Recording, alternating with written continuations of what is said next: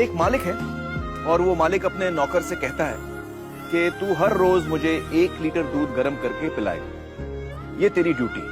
तो नौकर रोज 1 लीटर दूध पिलाता था। कुछ दिन बाद नौकर जो है उस दूध में से 1.5 लीटर दूध खुद पी जाता था और बाकी दूध में पानी मिला के मालिक को पिलाता था। फिर कोई मालिक से शिकायत करता है कि साहब ये जो नौकर आपने रखा है ये दूध में गड़बड़ करता है। तो मालिक ने कहा अच्छा ऐसा है क्या, और उसने नौकर की निगरानी के लिए एक और नौकर रखा। अब 2 नौकर हो गए तो दोनों नौकरों ने 1.5 लीटर दूध खुद पीना शुरू किया और बाकी दूध में वो पानी मिला के मालिक को पिलाते थे। कुछ दिन बाद फिर मालिक को कुछ लोगों ने कहा कि आपकी ये 2 नौकर जो है वो दूध में पानी मिला के पिला रहे हैं हम। तो उसने कहा अच्छा ऐसा है। तो उसने एक और नौकर रखा, बोला इन दोनों पे निगरानी रखो। अब 3 नौकर हो गए तो तीनों 1.5 लीटर दूध पीते थे।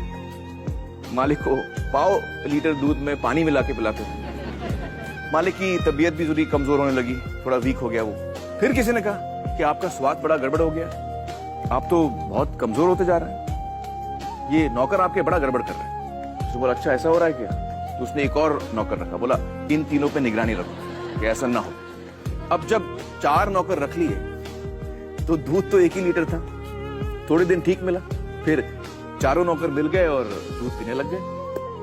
अब मालिक को क्या पिलाए, तो वो क्या करते थे कि जब मालिक सो जाता था तो जो दूध पे थोड़ी मलाई जमती है ना ऊपर, वो मलाई लेके मालिक की मूंछ पे लगा देते थे। सुबह मालिक उठ के कहते कि बड़ी भूख लग रही है, तुम लोगों ने रात को दूध नहीं पिलाया। तो कहते नहीं मालिक पिलाया, आपका हाजमा खराब है, आपकी तबीयत ठीक नहीं है। वो कहता क्यों कैसे, और फिर वो मालिक को आईना दिखाते, कहते ये देखिए साहब अभी भी प्रूफ है। कौन सा प्रूफ है, आपके मूंछ पे देखिए मलाई जमी हुई है।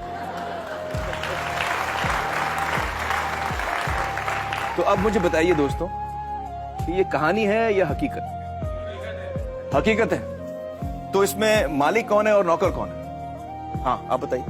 इसमें मालिक जो है जनता है और नौकर जो है वो सरकार है। हाँ बिल्कुल सही पहचाना आपने, आप लोगों ने भी ये बात पहचान ली थी। दोस्तों अब मुझे बताइए कि ये जो बड़े बड़े घोटाले होते हैं देश में और जो पैसा लूटा जाता है वो किसका पैसा जाता है। हाँ हाँ आप बताइए। सरकार का। सरकार का पैसा जाता है। लेकिन सरकार के पास ये जो पैसा आता है वो आता कहाँ से। हाँ हाँ बताइए। टैक्सेस। बिल्कुल सही, टैक्सेस से। अच्छा आप में से कितने लोग हैं जो टैक्स नहीं भरते, जरा संभाल के जवाब दीजिएगा, इनकम टैक्स डिपार्टमेंट देख रहा है ये शो। बताइए आप में से कितने ऐसे हैं जो टैक्स नहीं भरते। तो कई लोग हैं यहाँ पर जो टैक्स नहीं भरते। अगर आप दिल से चाह लो ना तो पूरी दुनिया झुक जाती है उसके ऊपर। उसको पूरा करने के लिए पूरी कायनात एक हो जाती है कि इस आदमी की जिद के लिए, इस आदमी की जिद के आगे झुकना पड़ेगा, और पूरी दुनिया झुकती है आपकी जिद के आगे।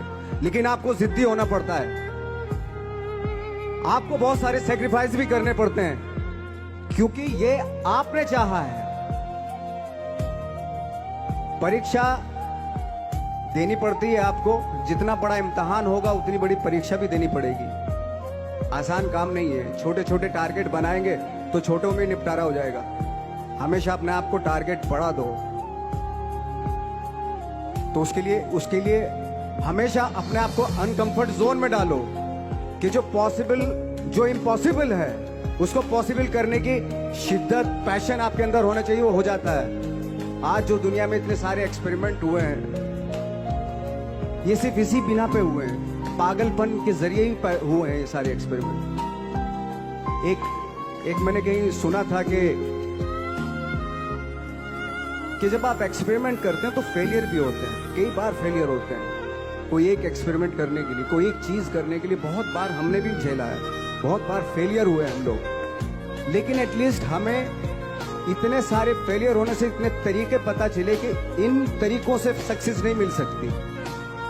फॉर एग्जाम्पल एडिसन ने जब बल्ब का आविष्कार किया तो 100 बार एक्सपेरिमेंट किए अपनी जिंदगी में।